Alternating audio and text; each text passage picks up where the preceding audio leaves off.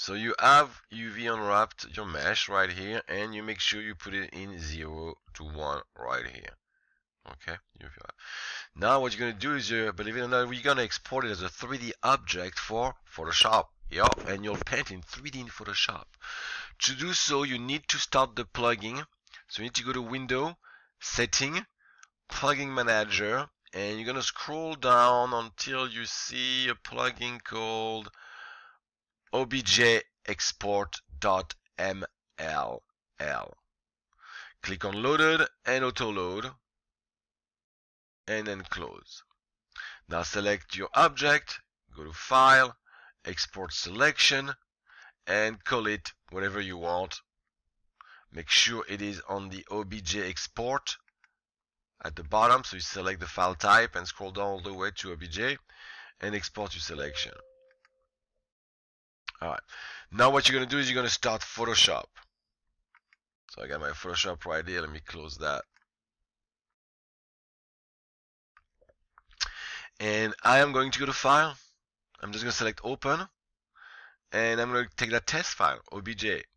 If you look at them, there's two of them. There's the test obj.mtl, that's for material. Do not open this one, leave it alone.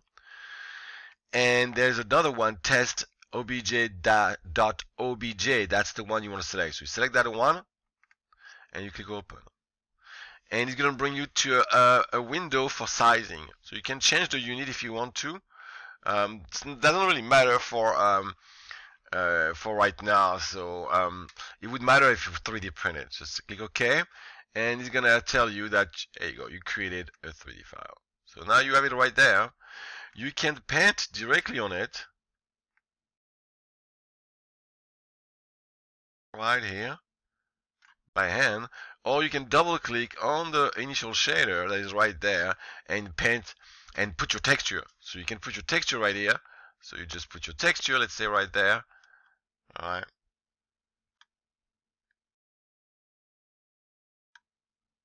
Alright, right here, for example. And then you just close it. And it'll ask you to save it. Say, yeah, sure. So now it is like that, and you can rotate to see it.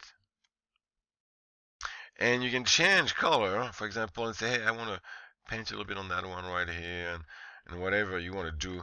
You can do your shading completely like that. It works very well. When you're done, all right, you need to save your textures. All right, you need to make sure that, you know, close it. You said no, you don't want to do that. All right, you don't want to. That would be bad. You know, you didn't save it. So you want to make sure you save your texture. So let me reopen it up.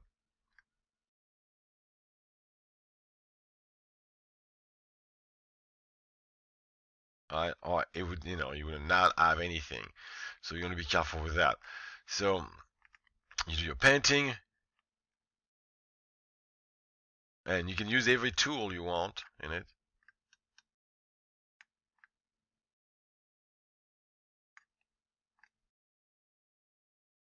Alright.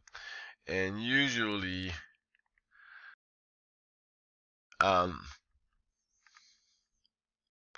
you can't really export, you know, the 3D file. I mean, you can go right here, you know, and you can export the 3D layers and so forth to Collada, you know, and a couple things, STL for 3D printing, OBJ, but I never really do that, frankly. There's no need for that. The object in Maya. What the best, easy, fastest way is really to go there, and this is your UV map right there. All right, and the UV is transparent. You can see it's not there, so you can't. You know, let me do a couple colors right there so we can recognize it. You can put some stuff, and then you save as, you know, whatever your format you want to save at. Save as. I'll do it as just a JPEG. It'll be easy like that. Alright. Okay, that's fine. I'll keep that.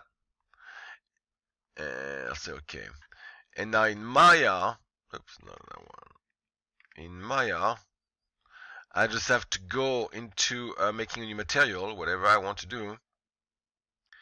And in the material, twice, I'll go there. In the color one, then I'll just put that file.